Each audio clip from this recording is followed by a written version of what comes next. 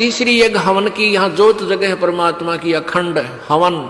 हवन पुण्यात्माओं, जैसे अभी तक आपने देखा ये ऋषि लोग गेर का लकड़ क्यों कह के घर तक जा था, राजाओं ने पटा लिया करते, धनिया ने उन्हें कह देते अच्छा हवन करो, वहाँ गेर के 2-3 धड़ी लकड़ी और ठोके जा दे लोटे भर घी के स्वाहा स्वाहो पाटो पकड़े। अब उसमें क्या था दोस्त, वो अच्छी बात है हवन करना, लेकिन वो तरीका प्रॉपर नहीं। न्यूकार ने आंधा न्योतर 2 बुलावे, अगर आंधे का निमंत्रण दोगे 2 आवेंगे 1 की बजाय। तो कहने का भाव ये था कि वो ऋषि लोगों को हम क्यों बुलाया करते, क्योंकि हम अनपढ़ थे, उन्होंने अपना फायदा उठाया कि केवल एक ब्राह्मण ही पढ़ने का अधिकारी है, तुम अपना धंधा पीटो जिसका जिसा काम है। परमात्मा ने ये कहा कि देखो भगवान की भक्ति प्रत्येक व्यक्ति कर सकता है और प्रत्येक ही शिक्षित होना चाहिए, ये गलत कर रखा था इन्होंने। तो अब आप सारे शिक्षित हो गए।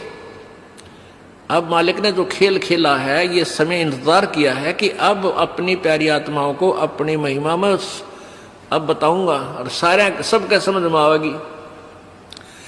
अब आप सभी शिक्षित हो गए और सभी को मंत्र ये परमात्मा की वाणी याद होगी।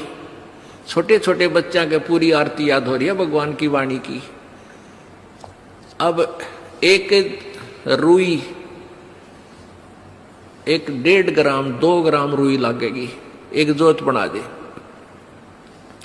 खड़ी जोत लगा दी, उसमें घी डाल दिया जितनी आपकी इच्छा है, 1 कटोरा भर दे, सारे दिन जलाए।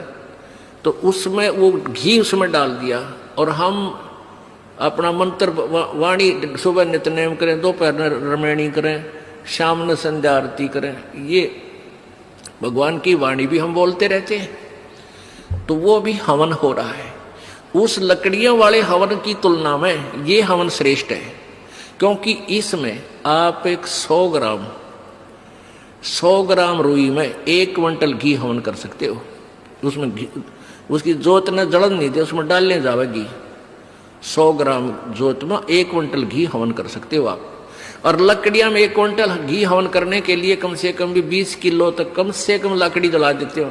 तो उन लकड़ियों के जलने से कार्बन डाइऑक्साइड अधिक होती है। उस 2 धड़ी यानी 20 किलो लकड़ी समाप्त की जलने की तुलना में 100 ग्राम रुई की का प्रदूषण उससे कई हजार गुना कम होगा। तो हमने ये अपनाना है। तो हम अपना हवन डेली करें हैं। अब क्या करा करते, कोई मृत्यु होगी, बुलाओ गुरुजी ने और हमारा हवन करियो 2 दिन 4 दिन। वो 2 दिन के हवन में किला टूट गया। रोज करो हवन अपना, 1 जोत लगा दे, सुता उठ के हाथ पैर धो ले, नहान का ना फुर्सत मिले, कोई जरूरी ना होती नहाना। इसमें नहाए धोए क्या भ्याज है, मन का मैल ना जाए और मीन सदा जल में रहे, धोए बांस ना जाए। अंदर से अंत तक साफ हो, हाथ पैर जरूर धो ले, क्योंकि धार्मिक वस्तुओं के हाथ लगाने। और जोत ला दे, अपना मंत्र करता रहे, काम करता रहे, अपनी आरती बोल ले, जा नित्यनेम भी कर ले, रोटी पोए जा, नित्यनेम चलता रहे। आजकल तो आधुनिक बहुत से उपकरण हो गए हैं, वैसे भी याद हो जाते हैं कुछ दिनों में। और नहीं बैठ कर अपनी किताब लेकर वह पढ़ ले।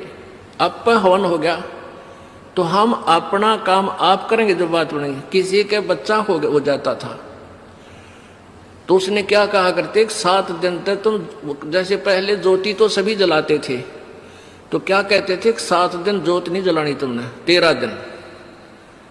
वो तेरा गजब हुई हो, 13 दिन रोटी नहीं खाते या तुम और काम ना करते। और किसी की मृत्यु हो जाती है उसमें भी ऐसे कहा करते थे। जैसे जन्म होने पर तो वो जब तक वो छठ ना होती इतने कहा करते, मृत्यु के बाद कहते हैं 13 दिन तक आपने कोई धार्मिक क्रिया नहीं करनी। अरे तेरा गजब हो। परमात्मा रोटी रोज खा रहे हो, किसी दिन भी ना छूटती, ठीक है। कोई प्रिय की मृत्यु हो जाती है, रो पीट के दोपहर तक ना खाओगा, शाम में खानी पड़ेगी, रो पीट के रोटी खानी पड़ेगी। तो ऐसे ही भक्ति परमात्मा का हवन ज्योति डेली आरती रोज करनी है, चाहे दुख हो चाहे सुख हो। ये परित्याग नहीं करना, ये भूल है हमारे। अब जो प्रसंग चल रहा है वही आते हैं फिर। अब पांचों यज्ञ आप कर रहे हो, एक यज्ञ धर्म की, दूसरी यज्ञ ध्यान और तीसरी यज्ञ हवन की। यहाँ जितने भी जैसे पाठ चल रहे हैं, अगर 150 पाठ हैं तो 150 ज्योति जला दी जाएंगी और 3 दिन तक अखंड ये ज्योति जलेंगी। हवन हो रहा है। फिर जो अन्य भी कोई अपनी ज्योति जगवाने के लिए दान करते हैं, उनकी अलग से ज्योतियां जलाई जा रही हैं। वो दिन रात पूरे महीने चलती हैं, पूरे वर्ष चलती हैं। तो ये एक तीसरी यज्ञ हवन की, चौथी यज्ञ प्रणाम और पांचवी यज्ञ ये तत्व ज्ञान की। इन पांचों यज्ञों और ओम नाम के मंत्र की कमाई को हम इस ज्योति निरंजन के पास छोड़ देंगे। हम क्या करते रहे, हम पहले ओम नाम का जाप करते, ये पांचों यज्ञ करते, उसका फल हम स्वर्ग, महास्वर्ग, ब्रह्मलोक में जाकर नष्ट कर देते ये पुण्य।